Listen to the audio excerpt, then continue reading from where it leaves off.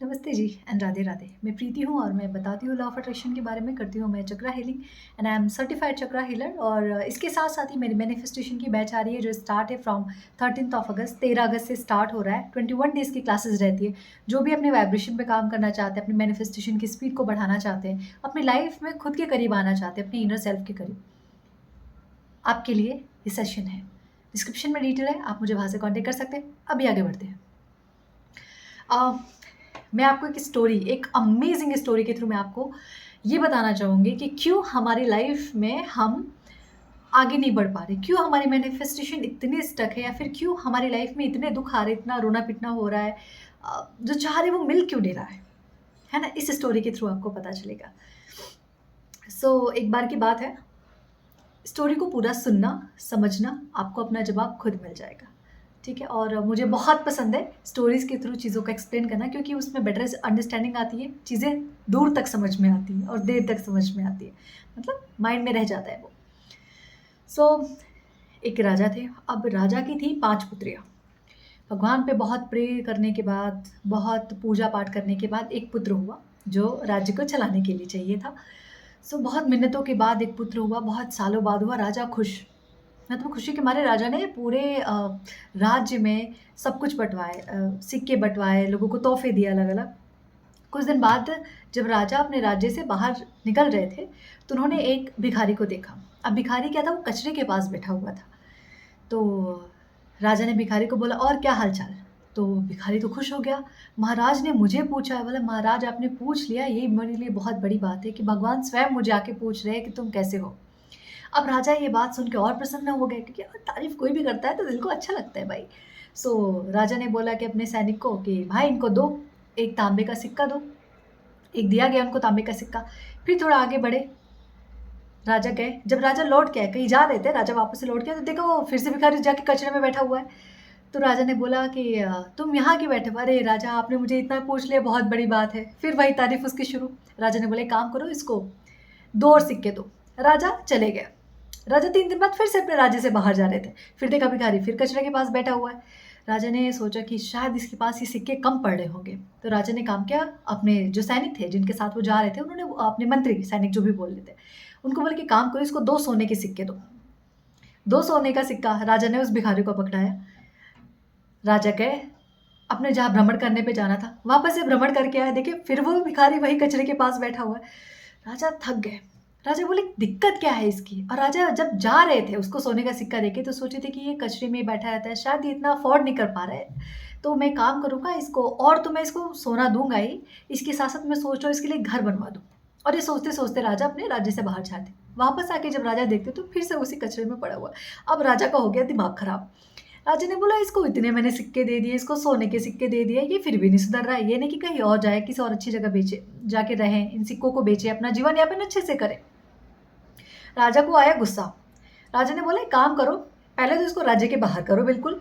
दूसरा, इसको मैंने जितने सोने के सिक्के दिए सब इससे छीनो। ये किसी के लायक नहीं है। मैं तो इसके लिए क्या कुछ सोच के बैठा था, लेकिन ये किसी के लायक नहीं है।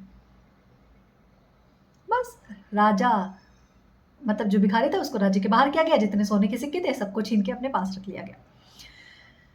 अब इस कहानी से हमें क्या मिलता है? हमें ये मिलता है कि लाइफ में ना ईश्वर हमें बहुत कुछ देता है। घर देता है, परिवार देता है, रिश्ते देता है, सेहत देता है, सब कुछ देता है। कुछ एक चीज़ अगर नहीं देता है, या एक चीज़ कुछ रह जाता है, या गलती से बाय डिफ़ॉल्ट हमारे जीवन से चला जाता है, पर हम उन सारी चीज़ों को नज़रअंदाज करते हैं और सिर्फ़ एक चीज़ को लेके बैठ जाए, ये नहीं मिला, ये नहीं मिला, ये नहीं मिला, यही करते रहते हैं।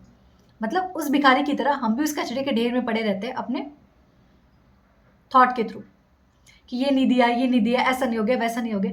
अरे जो मिला है पहले उसमें तो खुश रहो। भगवान ने तो कितना कुछ हमारे लिए रखा है कि ये थोड़ा इसमें एडजस्ट नहीं कर पा रहे, थोड़ा इसको और दे देते। अरे इसमें नहीं हो रहा, थोड़ा और दे दे। लेकिन जब भगवान देखता है सब कुछ देने के बाद भी ये इंसान अपनी मानसिकता से ऊपर उठ ही नहीं पा रहा है, ये अभी भी वही अटका हुआ है।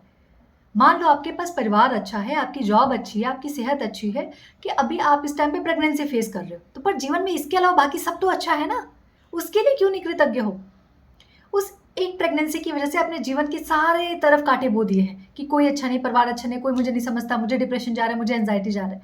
मान लेते हैं आपके पास बच्चा है, परिवार है, अच्छी सेहत है, जॉब आज नहीं है, तो कल आ जाएगी। लेकिन जो चीज़ अभी आपके पास है, एक घर के ऊपर छत है, आपका परिवार आपके साथ है, 2 टाइम का खाना मिल रहा है, क्या ये कम नहीं है? लेकिन हम क्या करते हैं, सिर्फ़ जीवन में कोई एक चीज़ नहीं मिलता ना, सालों तक हम सिर्फ़ उसी चीज़ को लेके रोते रहते हैं। हम इस मानसिकता से ऊपर ही नहीं उठ पाते कि जो चीज़ हमें मिला है, पहले हम उसका मज़ा ले लें। अगर उस भिखारी ने उस सिक्के को बेच के अपना जीवन अच्छा कर लिया होता, तो शायद राजा उसको घर बनवा के भी दे देता, क्योंकि वो सोच रहा था घर बनवाने के लिए।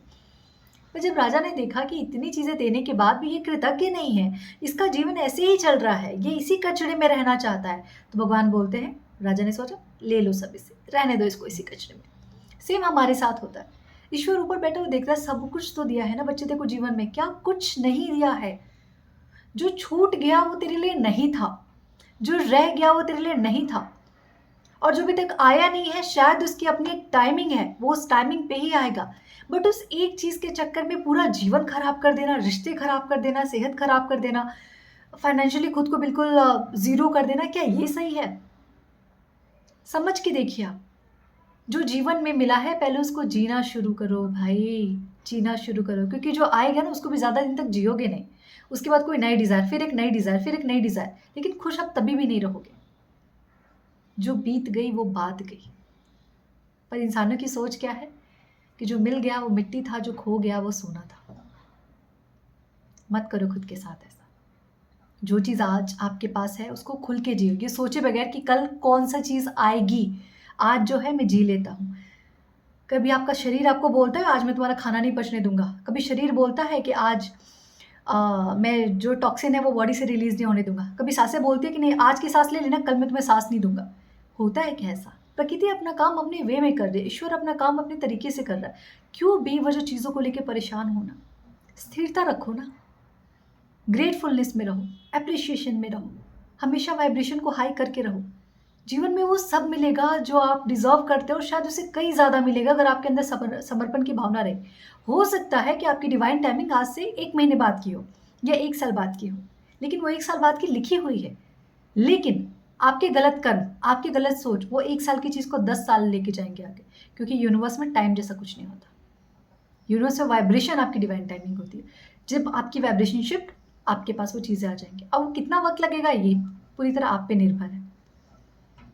तो कल में मत जियो, बटोरो मत, ये बटोर लिया, वो बटोर लिया। भिखारी ने भी बहुत बटोरा था लेकिन रह वो कचरे में रहा था, है ना? तो बटोरो मत, जियो आज में, जो है आज का सुख ले लो अच्छे से। कल का देखेंगे, जो आना होगा आएगा, नहीं आना होगा ठीक है, मेरी किस्मत है, मेरे प्रारब्ध है, झेलना है मुझे, एक्सेप्ट कर लो।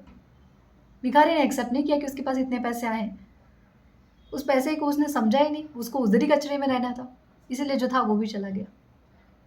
ठीक है, होप सो आपको ये स्टोरी समझ में आई होगी, स्टोरी के पीछे का वजह समझ में आया होगा, और मैं उम्मीद करती हूँ कि इस वीडियो को देखने के बाद आप सब अपने जीवन में, अपने विचारों में परिवर्तन लेके आएंगे, प्रेजेंट में जीना शुरू करेंगे।